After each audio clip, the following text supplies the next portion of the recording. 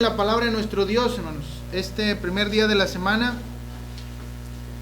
domingo 12 de enero del 2014, por ahí de las 11 de la mañana, aquí en Real de Palmas, Loma Azul 3318, sector Lomas, Real de Palmas. Vamos a ver, hermanos, un tema referente al traslado del arca. El arca del pacto, del arca del convenio. ¿Por qué tiene que ver eso? ¿Qué tiene que ver eso con nosotros? ¿Qué aprendemos de eso? Es el rumbo que le vamos a dar, el propósito el traslado del arca. Vamos a ver varias cosas que podemos aprender, que se aplican directamente, hermanos, a nosotros hoy en día. ¿Cómo es que ese traslado del arca nos ayuda a nosotros ahora a tener una vida más consagrada, a ser mejores hijos de Dios o a ser hijos de Dios? Lo primero que vamos a ver, hermanos, es Números capítulo 4. Números capítulo 4. Vámonos allá al Antiguo Testamento. Números capítulo 4, verso desde el 1. Números capítulo 4, hermanos, dice la Escritura. Vamos a ir viendo muchos textos de la palabra de nuestro Dios.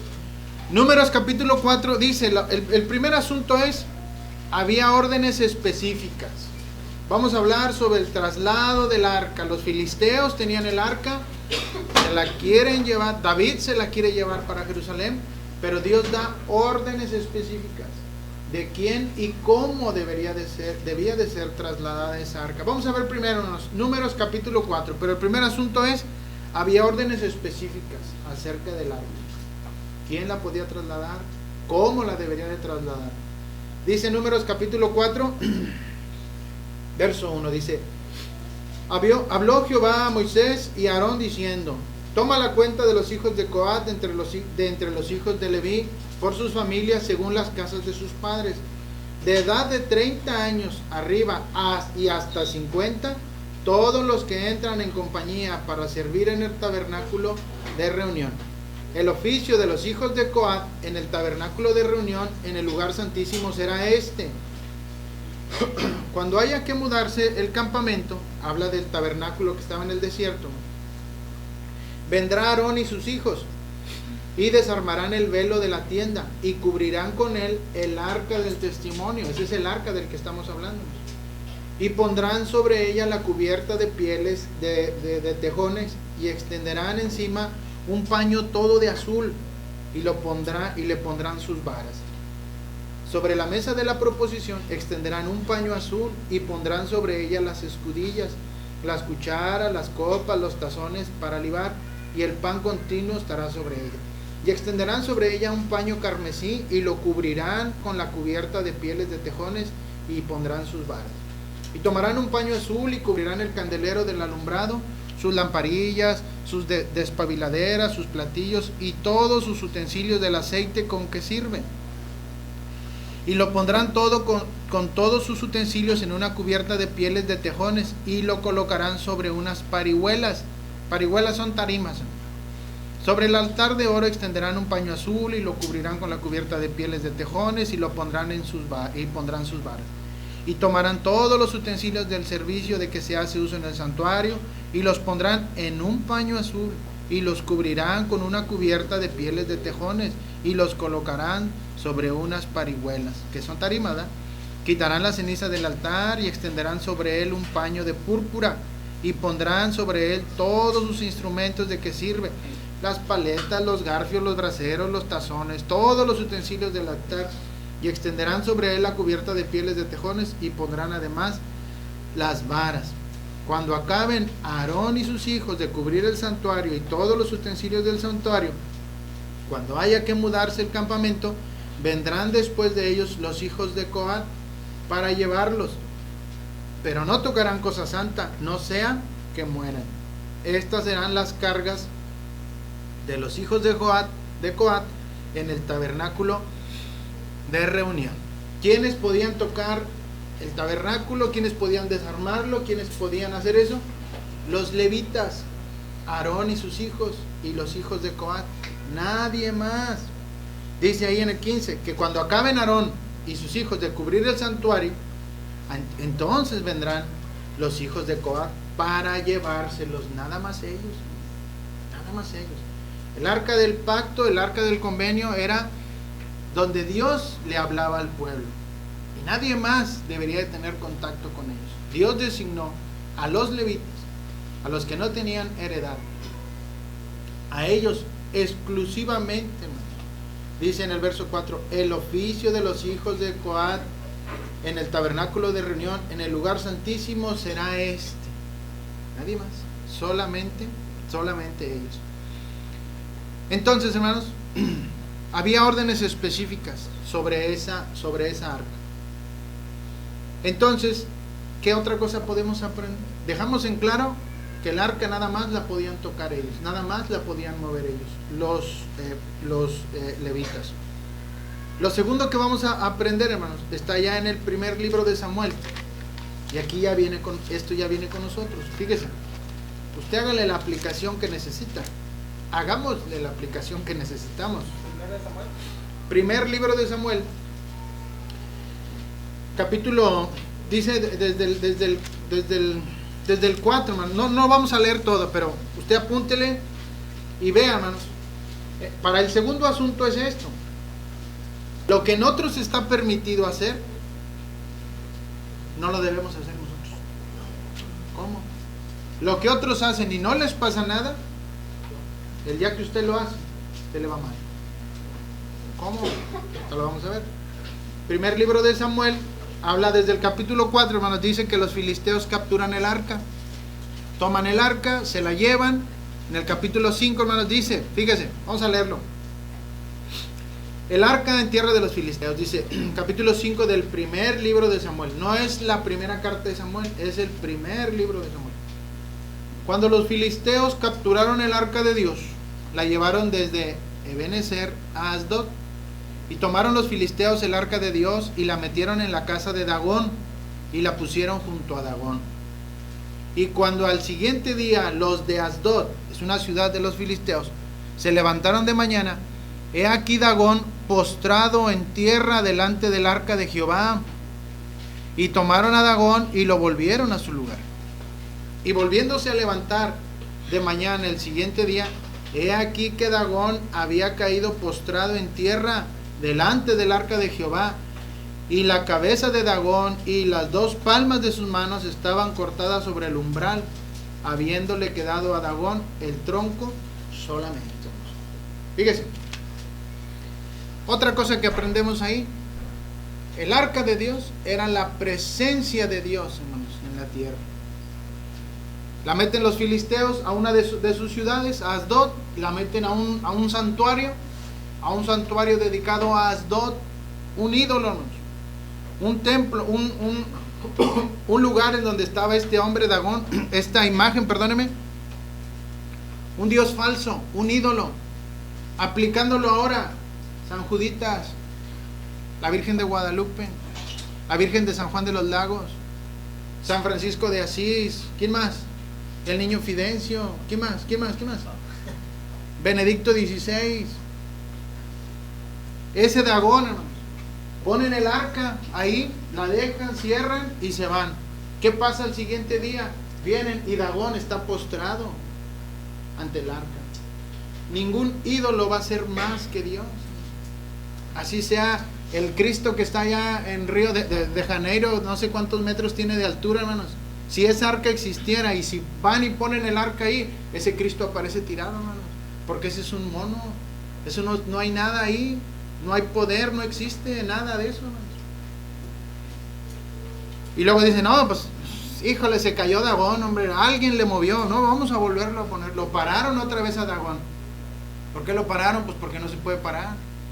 Porque los ídolos tienen ojos pero no ven, tienen oídos pero no oyen, tienen pies pero no caminan, no sirven para nada.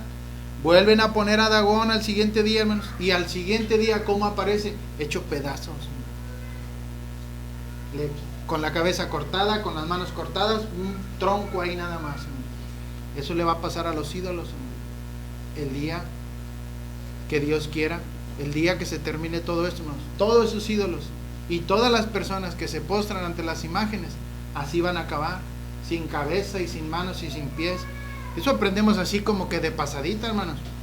El arca de Dios era la presencia, es la presencia de Dios mismo. Dice ahí en el verso 3, he aquí Dagón postrado en tierra delante del arca de Jehová. Bueno, se asustan los filisteos, ¿no? Se asustan. ¿Y qué dicen? En la torre, algo hay mal aquí. Vámonos hasta el capítulo 6. Fíjense lo que empiezan a decir los filisteos. Dicen en el capítulo 6 del primer libro de Samuel. Empiezan los filisteos a razonar y a pensar, cosa que no hacen los hombres hoy, hermano. Dice, estuvo el arca de Jehová en la tierra de los filisteos 7 meses. Entonces los filisteos, llamando a los sacerdotes y adivinos. Después de que estuvo ahí, hermanos, fíjese lo que dice en el 5:6, dice, y se agravó la mano de Jehová sobre los de Asdod, y los destruyó, y los hirió con tumores en Asdod y en todo su territorio. Le empezaron a pasar mal, hermanos. Se asustan los filisteos y dicen en el verso 2 del capítulo 6. Entonces los filisteos, llamando a los sacerdotes y adivinos, a los sacerdotes de ellos, les preguntaron, ¿qué haremos del arca de Jehová? Díganos, dice, hacednos saber de qué manera la hemos de volver a enviar a su lugar. Y los sacerdotes ellos dijeron, si envías el arca de Dios de Israel, no la envíes vacía. Fíjese, en el verso 3 dice, ellos dijeron. En el verso 4, ellos dijeron. Ellos le respondieron. En el verso 5 dicen, haréis pues figuras. Es decir, y luego en el verso 7 dice, haced pues ahora un carro nuevo y tomad luego. Fíjese en esas frases que estamos viendo. Le preguntan los filisteos y les dicen los sacerdotes, hagan esto, pongan esto, quiten aquello. Empiezan a razonar ellos mismos. ¿O sabes qué? Mira, yo pienso que para que no se enoje Dios con nosotros, vamos a hacer esto. Para que Dios esté contento, vamos a hacer aquello. Hicieron bajo su criterio, ¿no? Ignoraban la voluntad de Dios. ¿Qué no hubiera sido más fácil? Oye, pues vamos a preguntarle a Dios cómo quieren. ¿No? Eso no lo hicieron ellos, ¿por qué? Porque ellos no conocían a Dios. Dice en el verso 7, haced pues ahora un carro nuevo, y tomad luego 2 vacas que críen, a las cuales no haya sido puesto yugo, y uncid las vacas al carro, y haced volver sus becerros de detrás de ellas a casa. Tomaréis luego el arca de Jehová, y la pondréis sobre el carro nuevo que habían hecho, y las joyas de oro que le habéis de pagar en ofrenda por la culpa, las pondréis en una caja al lado de ella, y la dejaréis que se vaya. Y observaréis, si sube por el camino de su tierra a Bet-Semes, él nos ha hecho este mal tan grande. Y si no, sabremos que no es humano la que nos ha herido, sino que esto ocurrió por accidente. Les dicen los sacerdotes, bueno, si quieren saber por qué nos ha ido tan mal, por qué se destruyó Dagón, por qué hay tantos males sobre la tierra de los filisteos, vamos a hacer esto. Construyamos un carro nuevo, pongámosle 2 vacas nuevas que nunca hayan sido usadas, pongamos el arca y suéltenla. Si agarra para Bet-Semes, es que Dios nos castigó. Pero si agarra para el otro lado, no, pues es que andamos bien salados y fue pura mala suerte. Y luego dice en el verso 10, y aquellos hombres lo hicieron así.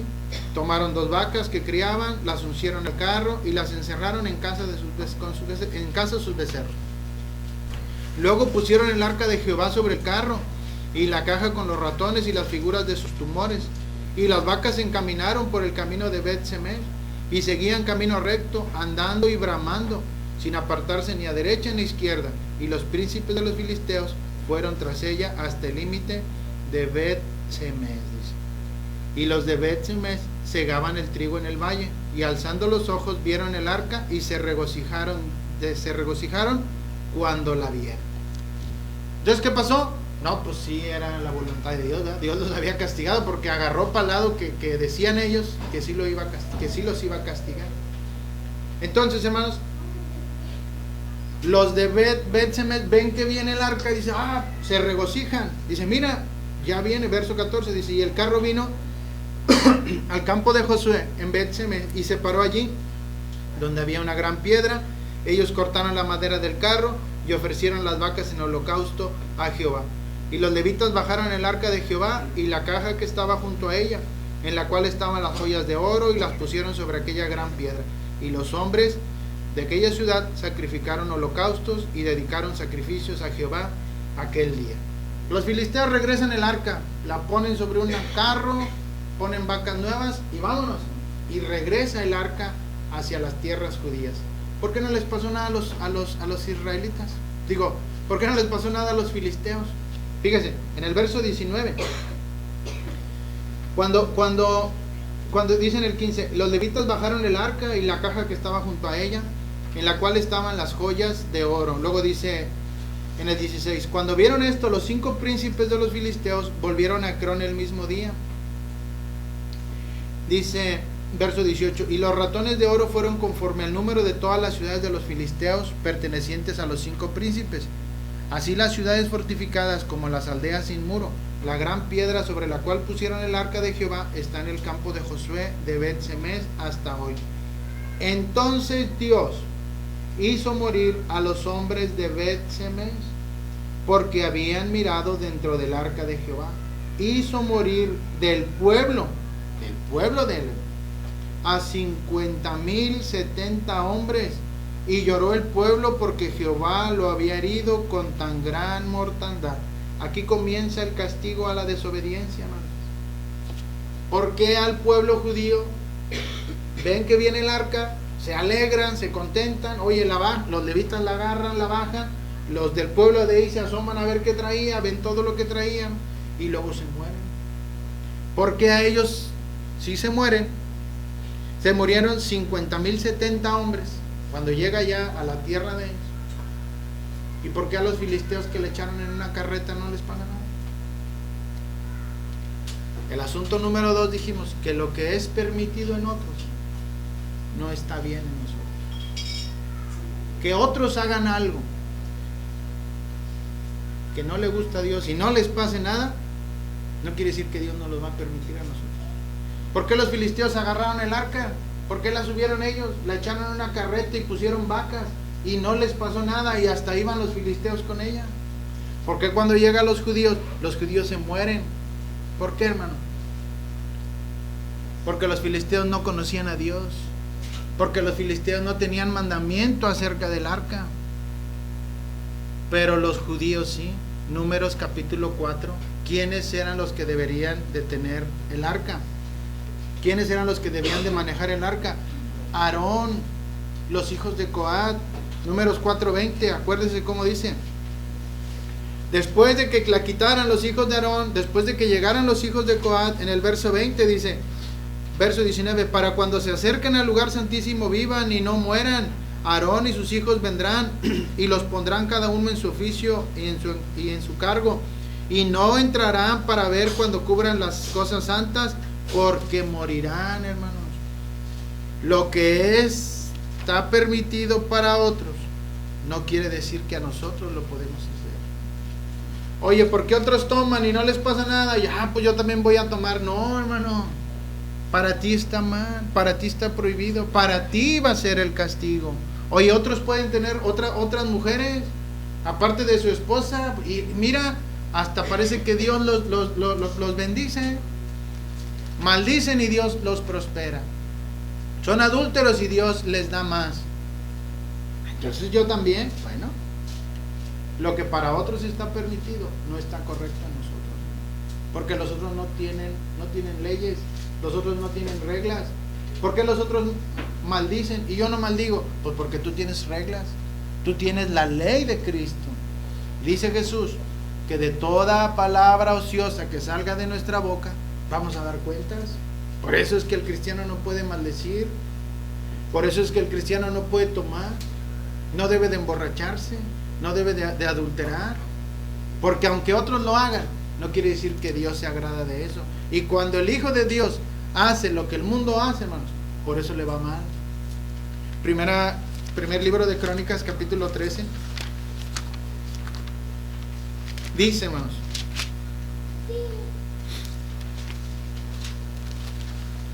lo que en otros está permitido, a nosotros no lo podemos hacer. Dice, ya después, hermanos, después de que llegan el arca, y se queda ahí. Después lo vimos allá en el capítulo, en el verso 19 del primer libro de Samuel. Dice: entonces Dios hizo morir a los hombres, y dice, y dijeron los de Bet-Semes, dice: ¿quién podrá estar delante de Jehová, el Dios santo?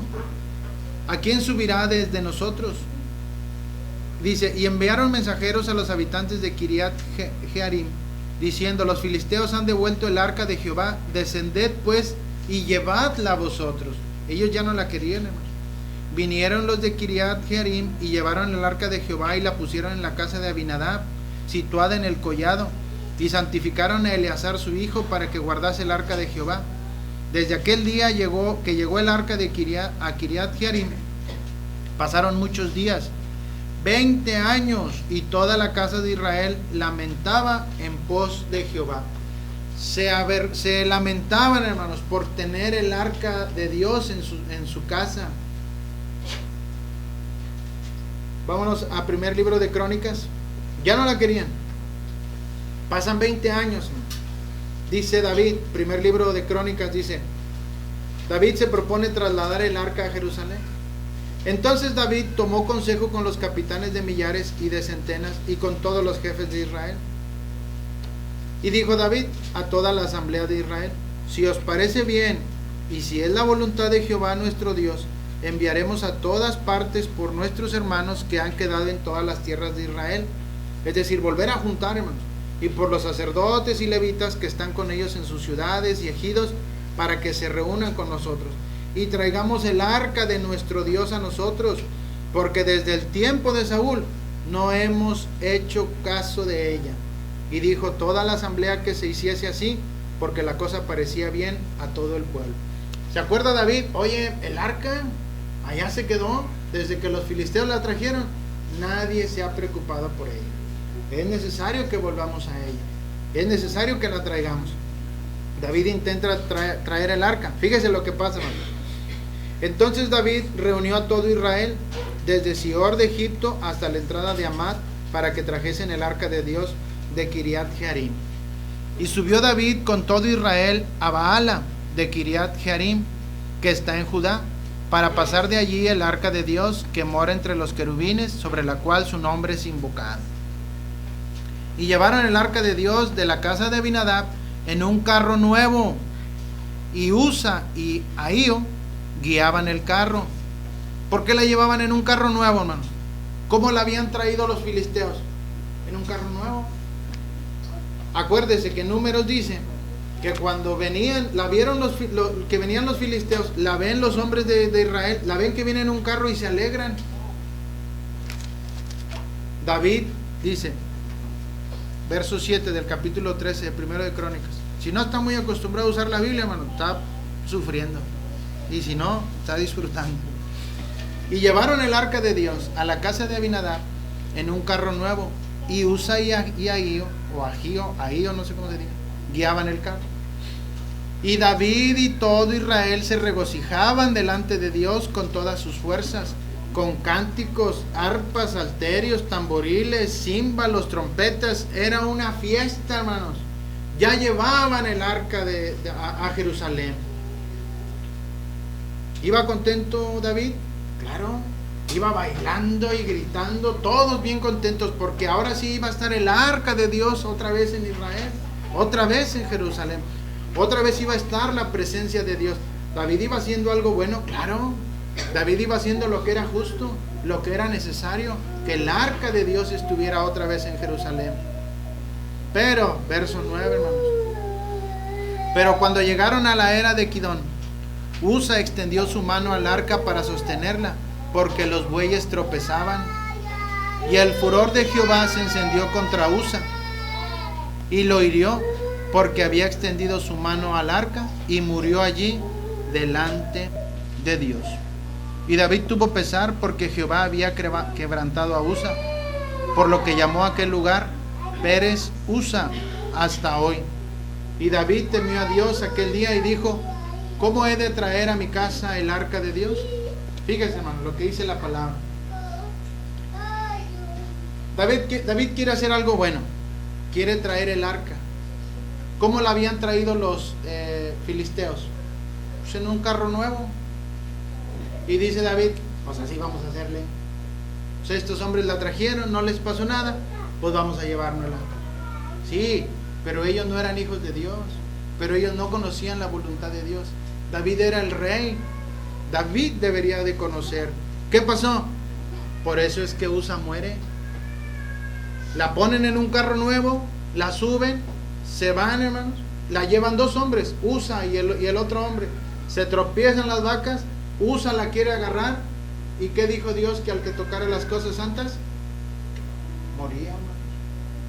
¿Quién tiene la culpa? ¿Dios es injusto? ¿O Usa no hizo caso? Usa no hizo caso. ¿Cómo sabemos eso?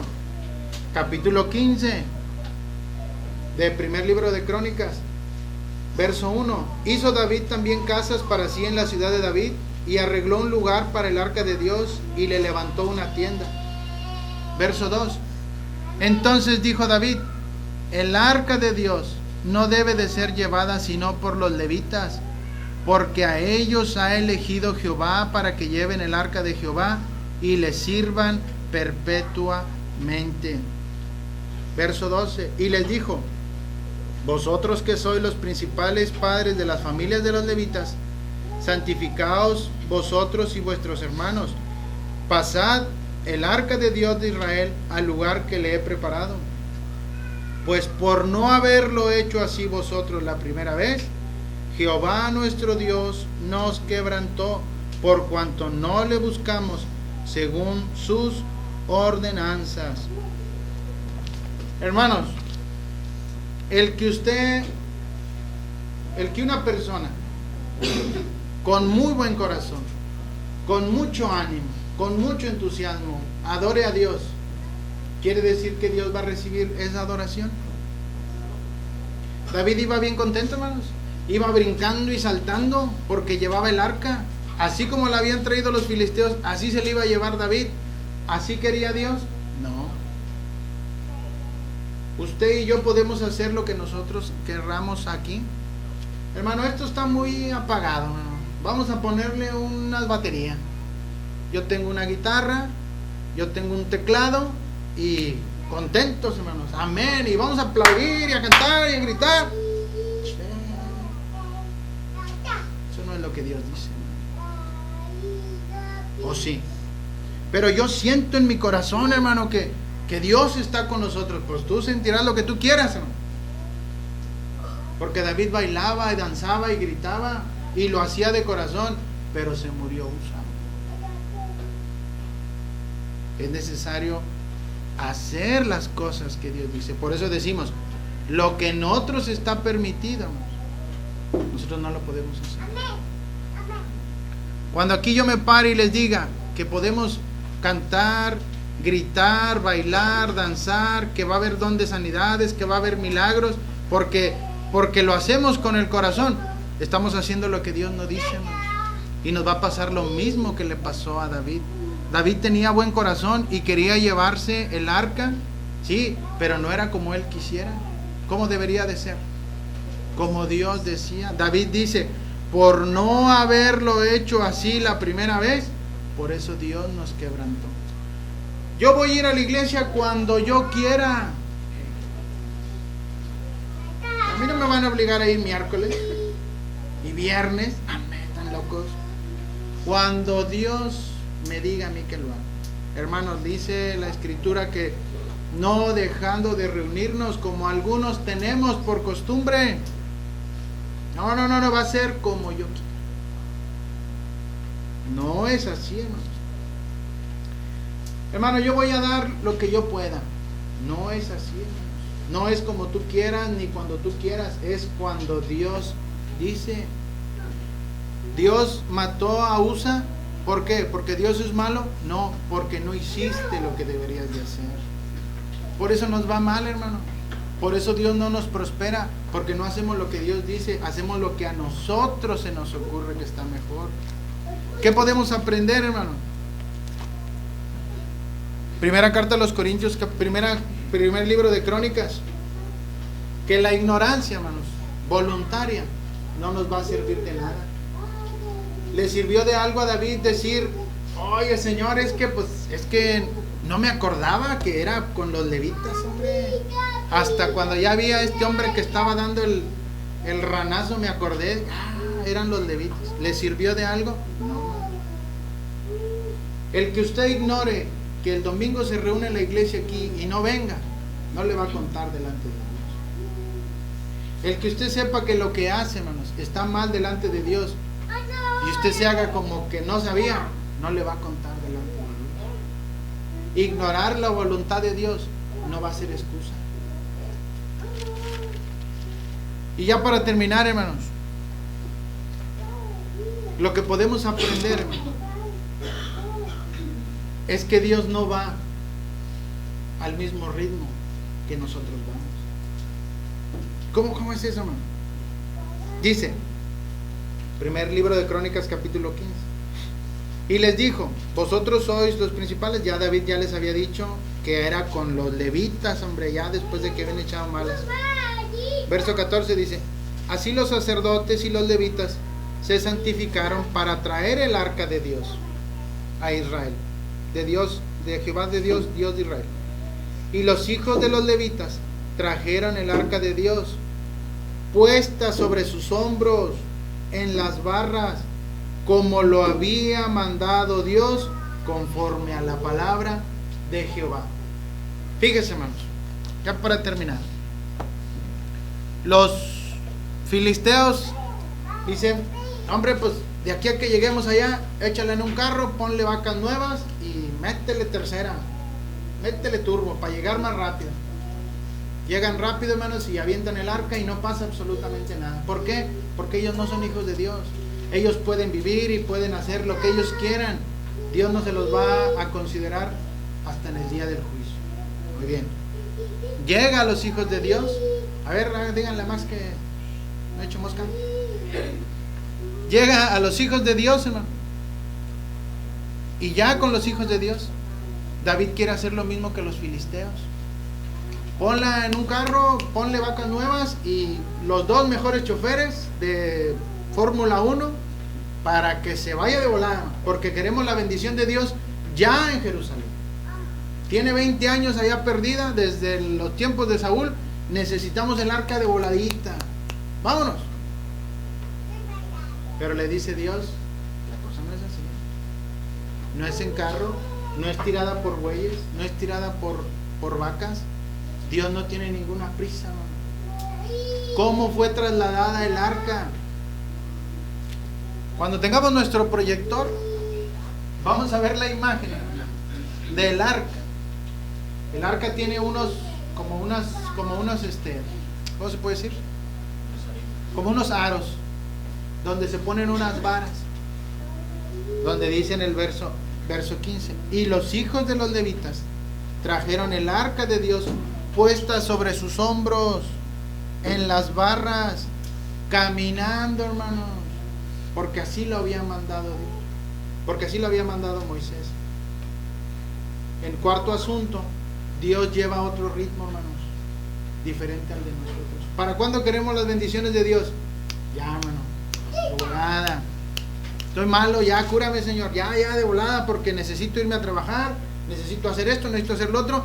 Dios, dame, pero para ayer. De pronto nos empieza a ir mal y dudamos que Dios esté con nosotros.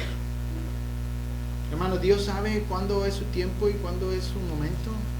Si usted hoy no ha recibido la bendición que ha estado pidiendo, es porque Dios no lleva el mismo tiempo que nosotros. David quería llevar el arca en un carro de volada, órale, lo más rápido que se pueda. Espérame. Dice Dios, no va a ser como tú quieras. La tienen que llevar los levitas, la tienen que llevar cargada en los hombros y tienen que ir caminando. De Dios es el tiempo y todas las cosas. Las cosas de Dios no se van a hacer. Y Dios no nos va a dar las cosas cuando nosotros querramos. Hermano, es que yo ya tengo muchos años en la iglesia y Dios no me ha bendecido. Pues espérame, es que todavía te falta. Hermano, es que hoy ya tenemos que tener la parte de acá ya techada, ya tiene que estar, ya, espérame. Es que es para la campaña en abril, hermano, y tenemos que hacer, bueno, sí, pues ponte a trabajar y lo haces. Pero ¿y si no sale así, qué? Dios sabe, hermano. Los juicios de Dios son justos y Dios no se equivoca. Si hoy hemos estado pidiendo algo y Dios no nos lo ha dado, es porque todavía falta, hermanos, algo que cambie en nosotros. Si usted sigue teniendo problemas con su matrimonio y usted ya le pidió a Dios, es porque todavía no vamos al tiempo de Dios. Dios sabe cuándo va a operar en nuestra vida. Dios sabe cuándo va a actuar en nosotros. ¿Por qué no cambia mi esposo? ¿Por qué no cambia mi esposa? ¿Por qué mis hijos son así? ¿Por qué no hay prosperidad en mí? ¿Por qué sigo estando malo? Pues porque los pensamientos de Dios son diferentes a los pensamientos de nosotros. ¿Por qué Dios es malo y por qué castiga? Dios no es malo y Dios no castiga. Dios es justo. Y cuando nos pasan cosas que son diferentes a lo que nosotros queremos, es porque a veces, la mayoría de las veces, nosotros no estamos haciendo lo que Dios dice. No vienes a la reunión y quieres que Dios te bendiga, pues ¿cómo te va a bendecir? Eres infiel entre semana y quieres que el domingo ya Dios te perdone. Espérate, hermano. Entre semana eres Chucky y el domingo eres todo un santo. Se termina la clase, ay, ya se acabó, qué bueno que ya se acabó el hermano Telles, qué aburrido ese hermano. Ya llegas a la casa, avientas la Biblia y jamás la vuelves a abrir. ¿Sí o no? Dice, me da, dice. A mí no me consta. Entonces, ¿cómo quieres que Dios te ayude, hermano? Dice Salmo 1, verso 1. Bienaventurado el varón, ¿qué? ¿Qué lee? Que no anduvo consejos de malos. Dice, hermano, vamos a leerlo para no echar manos. Bienaventurado el varón que no anduvo en consejo de malos, ni estuvo en camino de pecadores, ni en silla de escarnecedores se ha sentado, sino que en la ley de Jehová está su delicia, y en su ley medita de día y de noche. Será como árbol plantado junto a corrientes de agua, que da su fruto en su tiempo, y su hoja no cae, y todo lo que hace prosperará. Hermano, por eso se insiste. Tenemos que leer la Biblia, tenemos que estudiar la palabra, pero te vas y entre semana y no la vuelves a agarrar. No esperes que Dios te bendiga. Dios no va a operar, Dios no va a actuar como tú quieras, ni como yo quiera. Dios va a actuar de acuerdo a sus tiempos y de acuerdo a como yo vaya disponiéndome a Él. Entonces, cualquier tipo de adoración, con que vaya a la iglesia, ya, con que vaya, ya la hice, ya Dios me perdonó. No estamos en la iglesia católica. Yo aquí no perdono a nadie los pecados. Nico no le da la hostia a nadie, no, nadie se confiesa con Nico, nadie se confiesa con Cheque. Aquí no es así, hermano. Aquí es una vida de consagración a Dios las 24 horas del día, haciendo lo que Él quiere que hagamos, no lo que a nosotros nos parezca mejor. Aunque yo venga bien contento, hermano, ¿qué necesito hacer para ir al cielo? Escuchar la palabra de Dios, oír la palabra de Dios, arrepentirme de mi mal camino. Oye, ya quiero dejar de tomar, de fumar, de maldecir. Bueno, arrepiéntete de esa tu maldad. Confesar que Jesucristo es el Hijo de Dios. ¿Cuándo lo voy a confesar? Ahora. Al que me confiese delante de los hombres, yo le confesaré delante de mi Padre que está en los cielos. Y después, ¿qué tengo que hacer? ¿Qué hizo el etíope? Aquí hay agua. ¿Qué impide que yo sea bautizado? No impide nada más que tu orgullo y tu miedo. Si ya venciste tu orgullo y si ya venciste el miedo, ya estás listo para ser bautizado. Pasa al frente. Arrepiéntete de tus pecados. Pídele a Dios que te dé la oportunidad. La oportunidad ya está. No porque tengas buen corazón, no porque seas bien buena gente, no porque no hagas mal a nadie. No va a ser como tú quieras, va a ser como Dios dice.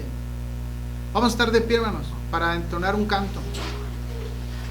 Después de que somos bautizados, ya somos salvos.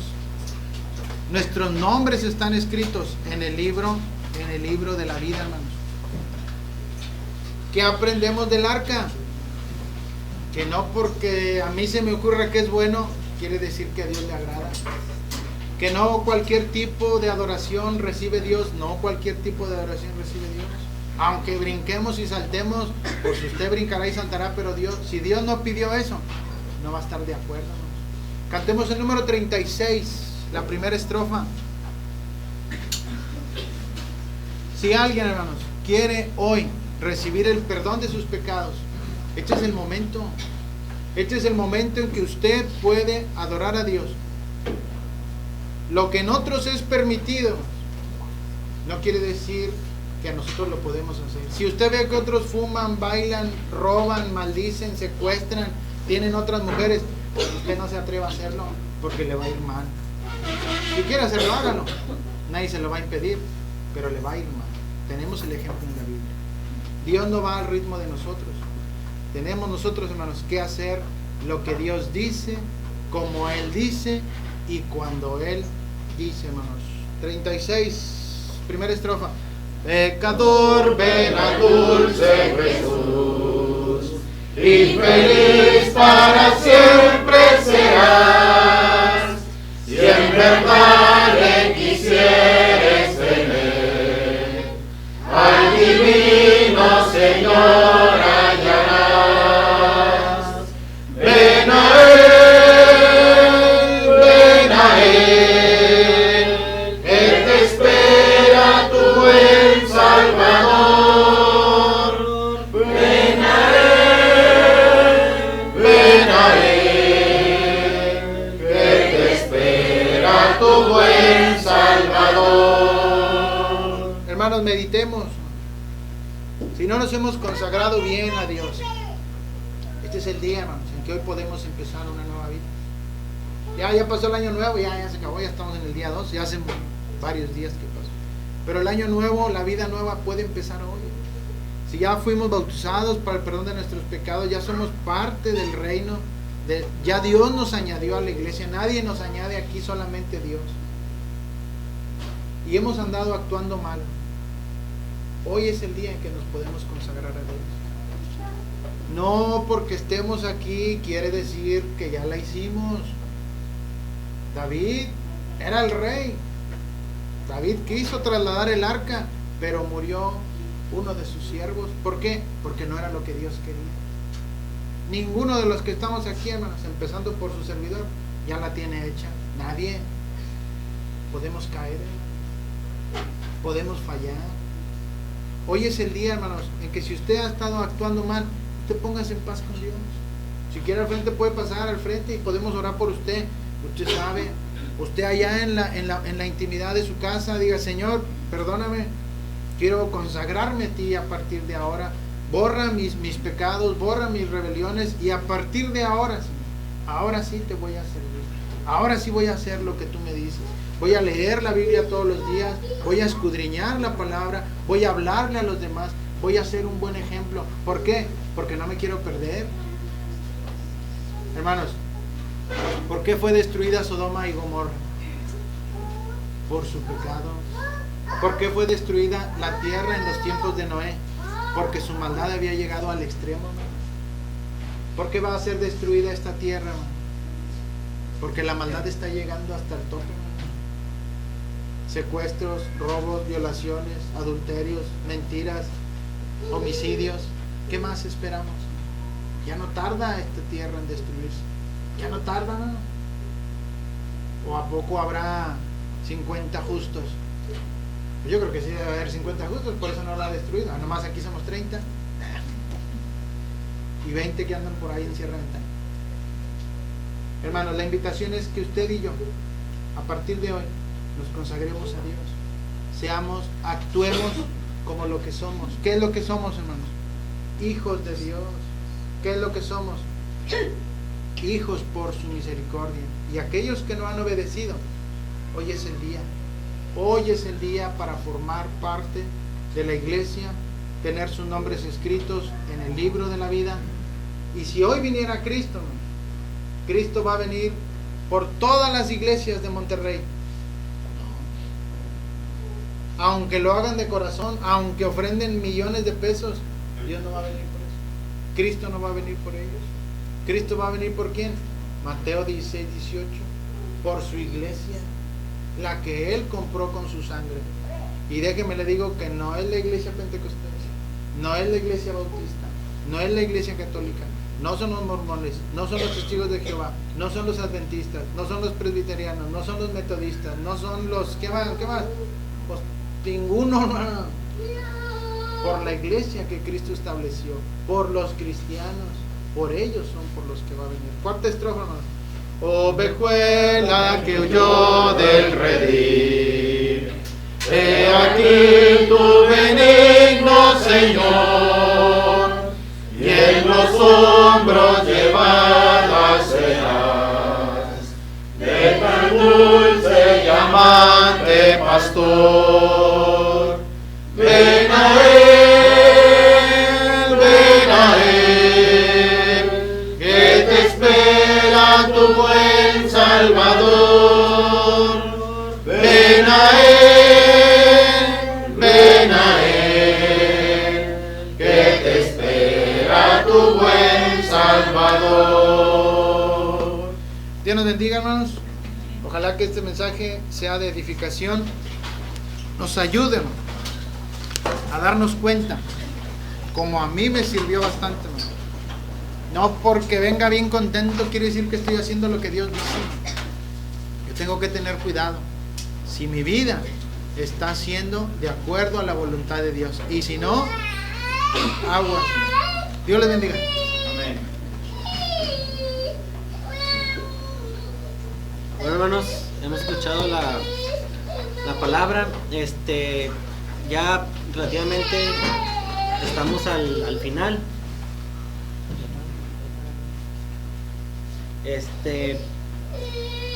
Vamos a